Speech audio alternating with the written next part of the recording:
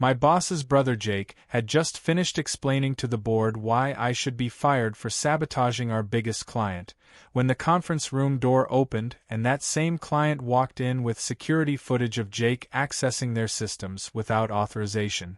What happened next proved that sometimes the man you betray is the only one who can save your family's business.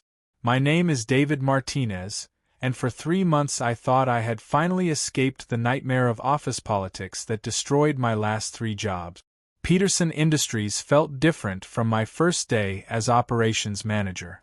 My boss Michael Peterson actually listened when I suggested improvements to their delivery routes, and within 6 weeks I had saved the company $42,000 in fuel costs alone. The whole team celebrated when I presented those numbers at our monthly meeting, except for one person sitting in the corner with his arms crossed. Jake Peterson, Michael's younger brother and finance director, had been watching me like a hawk since my second week. Every expense report I submitted got scrutinized down to the last penny. When I negotiated better rates with our shipping vendors, Jake questioned why I hadn't gone through proper channels first. The guy seemed determined to find fault with everything I did, but I figured he was just being thorough with company money. Michael trusted me with bigger projects each week. He asked me to redesign our entire supply chain system and gave me direct access to all our major client accounts. The respect felt incredible after years of being ignored or undermined at previous companies. During lunch breaks, other employees would ask for my advice on process improvements, and I could see real positive changes happening across departments. Jake's attitude grew colder as my success became more obvious. He started showing up to meetings I wasn't invited to, then asking pointed questions about my work afterward. When Michael praised my vendor negotiations in front of the whole management team, Jake's jaw tightened and he muttered something under his breath that I couldn't quite catch. His fake smiles during team lunches made my stomach turn, but I kept focusing on my work instead of office drama. The breaking point came during our quarterly planning session. Michael announced that I would be presenting our cost-saving initiatives to the board of directors next month, calling my work exactly the kind of innovative thinking this company needs. The room erupted in congratulations, but when I looked toward Jake, his face had turned completely white. He excused himself from the meeting early, claiming he had urgent financial reports to review. 2 hours later, Jake cornered me by the coffee machine when no one else was around. His friendly mask had completely slipped, replaced by something cold and calculating that made my blood run cold.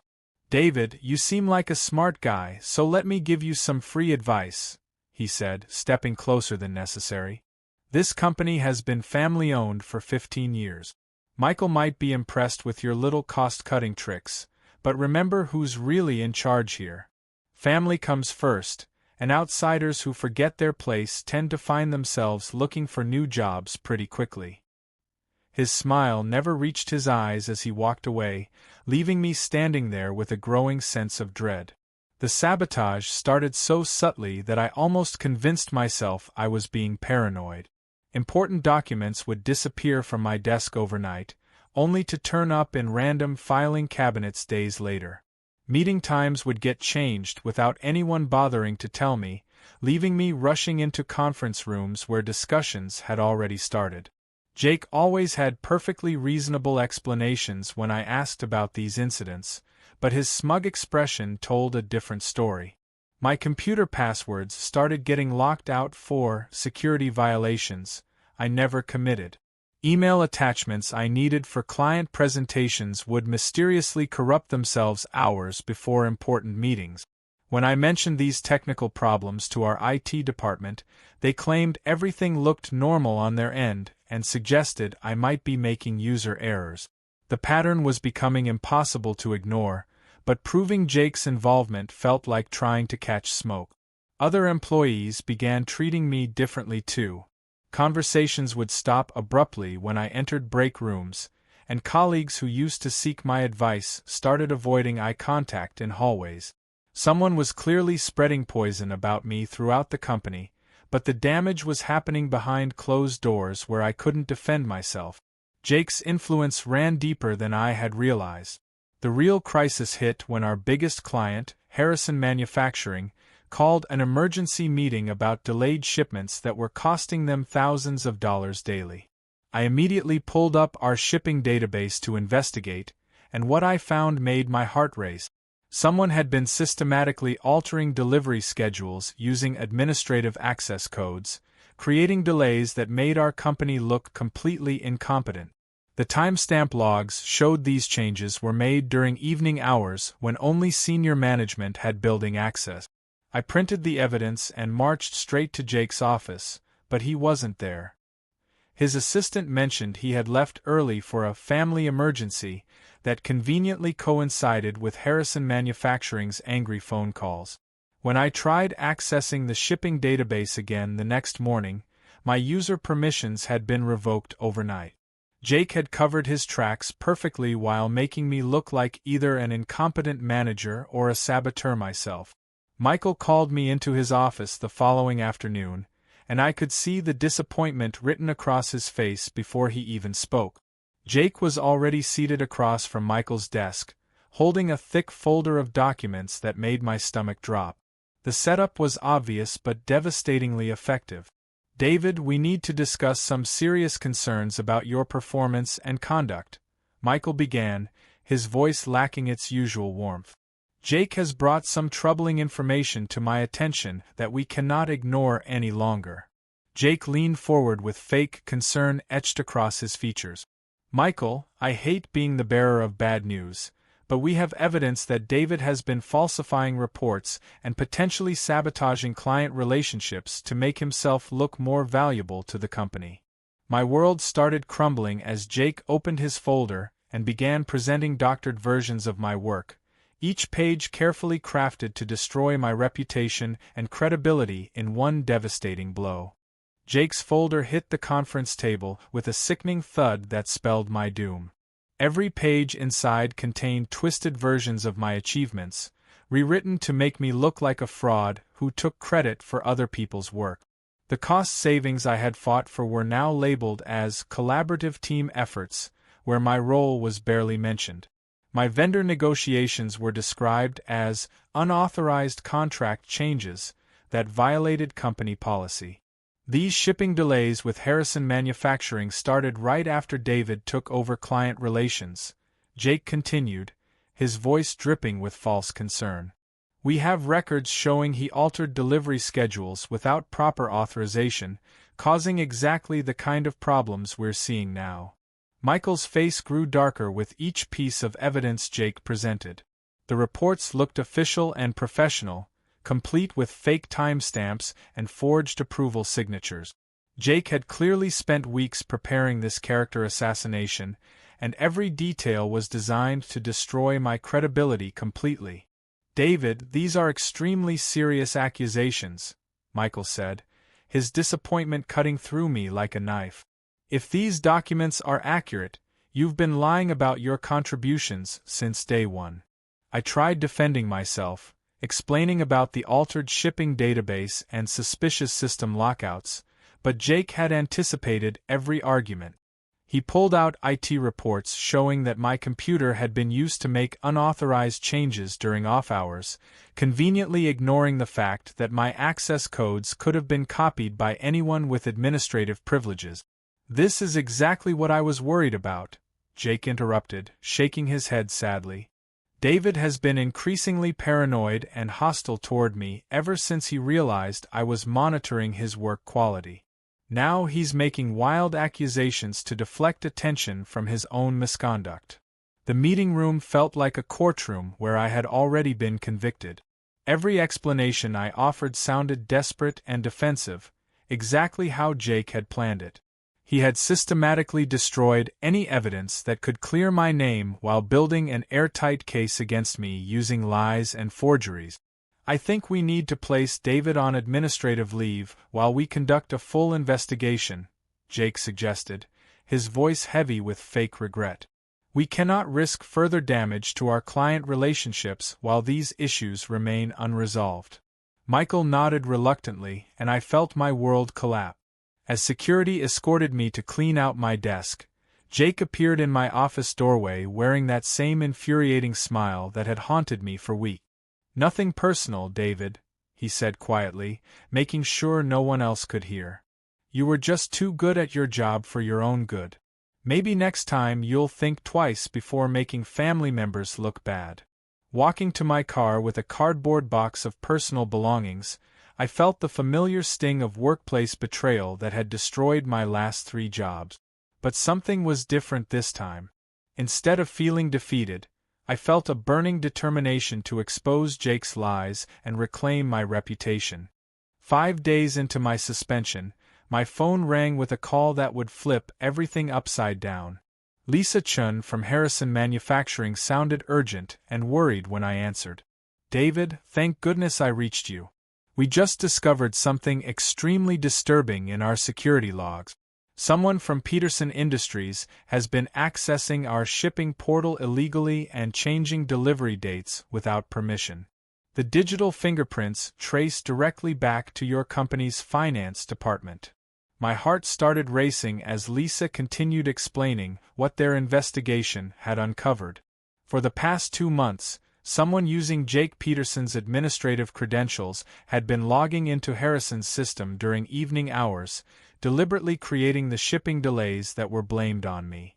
They had recorded timestamps, IP addresses, and even screenshots of the unauthorized changes. We were about to report this to law enforcement, but we wanted to give Peterson Industries a chance to handle it internally first. "Can you arrange a meeting with your management? We have evidence of systematic sabotage that goes far beyond simple mistakes." After hanging up, I sat in my kitchen staring at my phone, hardly believing what I had just heard. Jake's arrogance had finally caught up with him, but I needed more evidence to ensure he couldn't wriggle out of this trap. I spent the weekend calling contacts at other companies we worked with, and the pattern of sabotage was even worse than I had imagined. Our shipping coordinator at Global Logistics mentioned strange requests that had come from Jake's office to delay certain deliveries. The accounting manager at Premier Supplies confirmed that Jake had been questioning my vendor negotiations and asking for detailed breakdowns of every contract I had negotiated. He was building cases against me across multiple fronts while actively sabotaging the relationships I had worked so hard to build. On Tuesday morning, my phone rang again. This time it was Tom Bradley, our IT director. He sounded nervous and kept looking around as if someone might be listening to our conversation. "David, I need to see you right away, but not at the office.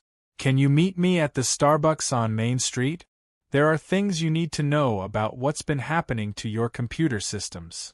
When I arrived, Tom looked exhausted and guilty. He slid a flash drive across the table with trembling hands. "I should have come forward weeks ago, but Jake threatened my job if I didn't cooperate with him. Everything you need is on this drive, the original files he made me delete, system logs showing his unauthorized access to client databases, even recorded phone calls where he gave me specific instructions to sabotage your work." Tom explained how Jake had pressured him into creating fake IT reports that blamed me for security violations I never committed. Jake had copied my access codes and used them to make unauthorized changes, then covered his tracks by having Tom generate false evidence pointing to my computer as the source. Jake said family loyalty was more important than company policy, and that outsiders like you and me were expendable if we didn't follow orders. But watching him destroy your reputation while you fought so hard to help this company, I couldn't be part of it anymore. The flash drive contained months of evidence showing Jake's systematic campaign against me. Deleted emails where he bragged about handling the David problem. Security footage of him accessing my computer after hours. Financial records showing how he had been billing personal expenses to company accounts under my authorization code. "There's something else," Tom said, his voice dropping to a whisper. "Jake's been planning to frame other employees too. He sees anyone competent as a threat to his position, and he's already started building cases against 3 other managers who have been performing well." As I drove home with the evidence that could clear my name, I realized this was bigger than just my personal vindication. Jake was a cancer eating away at the entire company, and Michael needed to know the truth before more innocent people got destroyed. But I had to be strategic about how I revealed this information.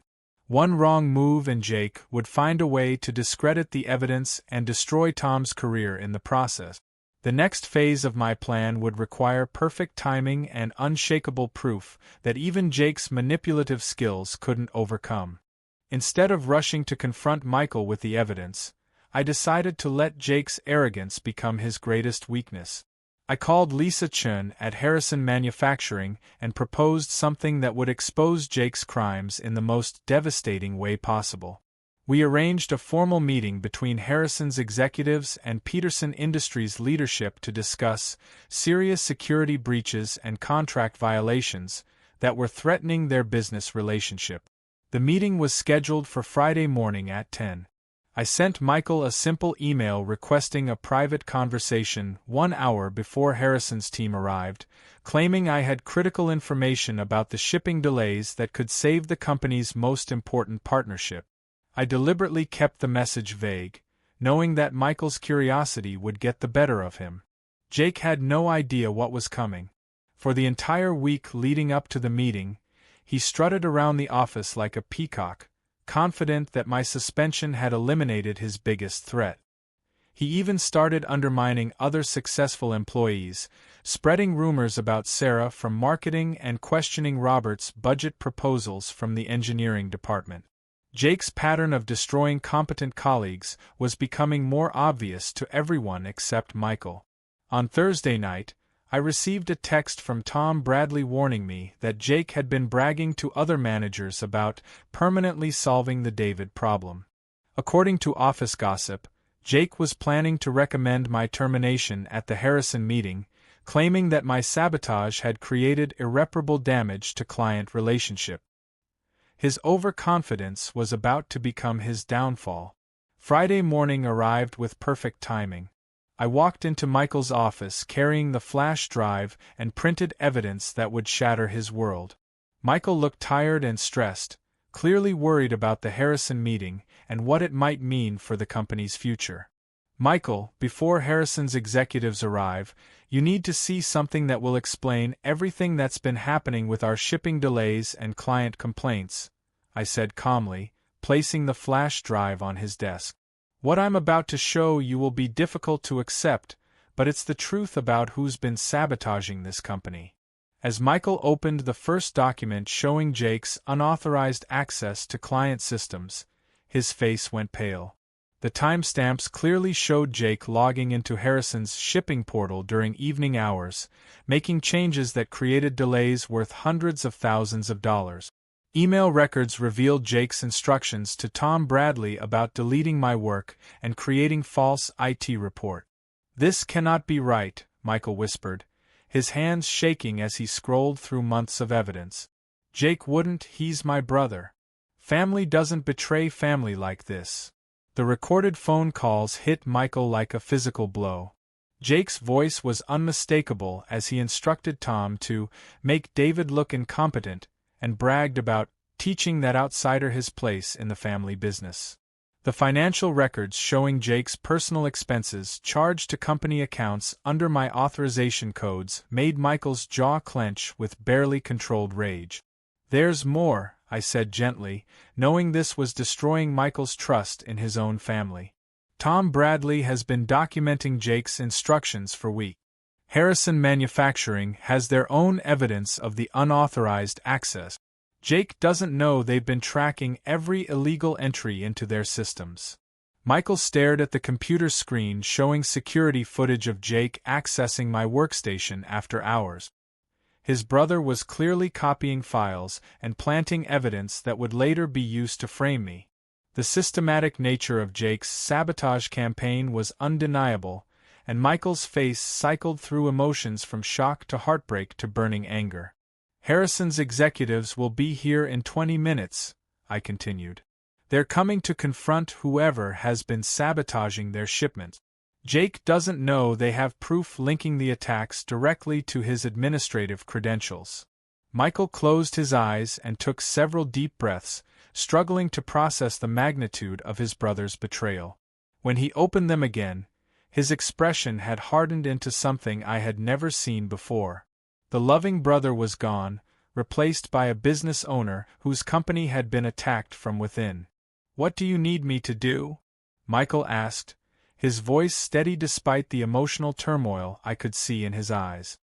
Jake sauntered into the conference room 15 minutes late, wearing his most arrogant smile and carrying a leather briefcase that probably contained more lies designed to destroy my reputation permanently. He had no idea that Michael already knew the truth, or that Harrison Manufacturing's executives were armed with digital evidence that would end his career in the most humiliating way possible. "Gentlemen, ladies, I apologize for the shipping delays we've experienced recently," Jake began confidently, settling into his chair like a king addressing his subjects. "I'm happy to report that we've identified and removed the employee responsible for these problems. David Martinez has been terminated for gross negligence and deliberate sabotage of client relationships." Lisa Chen's eyebrows shot up as she exchanged meaningful glances with her colleagues. The Harrison team had expected to confront Jake directly about his crimes, but he had just walked into their trap by lying about my termination status. Michael's face remained carefully neutral, but I could see his hands clenched into fists under the conference table. "That's very interesting, Mr. Peterson," Lisa said smoothly, opening her laptop and connecting it to the conference room's display screen. "Because our cybersecurity investigation shows that you've been the one accessing our shipping portal without authorization. These are your login credentials, making illegal changes to 43 different shipments over the past 8 weeks. Jake's confident expression cracked as the screen filled with undeniable evidence of his digital crimes. Timestamps, IP addresses, and security logs painted a clear picture of systematic sabotage that could not be explained away or blamed on someone else. His face went white as he realized the trap he had walked into. "That's impossible," Jake stammered, his voice losing all its previous confidence. "Someone must have stolen my credentials. This is clearly a setup orchestrated by David to frame me after his termination for incompetence." Michael stood up slowly, his movement commanding attention from everyone in the room. "Jake, David wasn't terminated. In fact, he's been working with our clients to uncover your betrayal and protect this company from further damage." I entered the conference room at that precise moment, carrying additional evidence that Tom Bradley had helped me compile. Jake's shock was so complete that his mouth actually fell open as he realized his carefully constructed lies were collapsing around him. "This man you betrayed," Michael continued, his voice growing stronger with each word, "saved my business.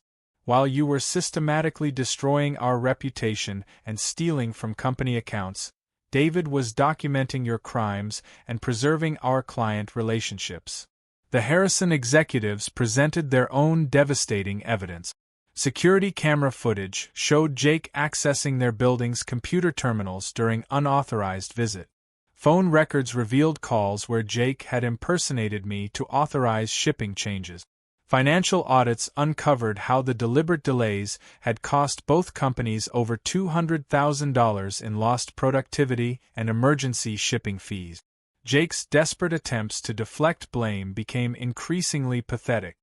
He claimed the evidence was fabricated, that I had somehow hacked his computer accounts, that everyone was conspiring against him because of jealousy over his family connections. Each lie made him look more guilty and unstable. "Michael, you cannot possibly believe these outsiders over your own brother," Jake pleaded, his voice cracking with desperation. "David has been planning this revenge scheme since day one. He's manipulating everyone to turn you against your own family." Michael's response was swift and final. "Family doesn't betray family, Jake. Family doesn't steal from the company that employs them. Family doesn't destroy innocent people's careers out of petty jealousy and insecurity." The conference room fell silent as security officers arrived to escort Jake from the building.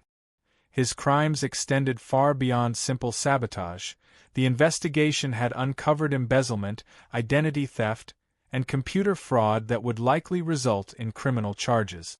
Jake's final look at me was pure hatred, but it no longer carried any power to intimidate or threaten.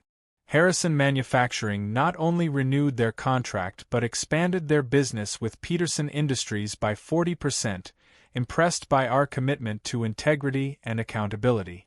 Other clients who had experienced similar problems came forward with their own evidence of Jake's sabotage, leading to lawsuit settlements that actually improved our company's financial position. Michael promoted me to Vice President of Operations 2 weeks later. During the company-wide announcement, he made sure every employee understood exactly what had happened and why integrity would always be valued over family connections at Peterson Industries. David Martinez could have walked away when my brother betrayed him, Michael told the assembled staff.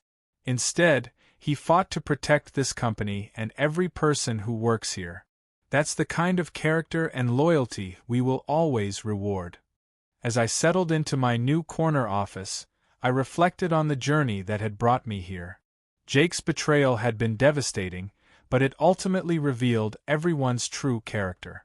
Michael had chosen justice over family loyalty when faced with undeniable evidence. The employees who had whispered about me behind closed doors now approached me with genuine respect and admiration. Sometimes the people who try to destroy you end up making you stronger than you ever imagined possible. Jake's systematic campaign of sabotage had backfired spectacularly, creating the very situation he had tried to prevent. The man he betrayed had indeed saved the business, and in doing so, had finally found a workplace where merit mattered more than politics.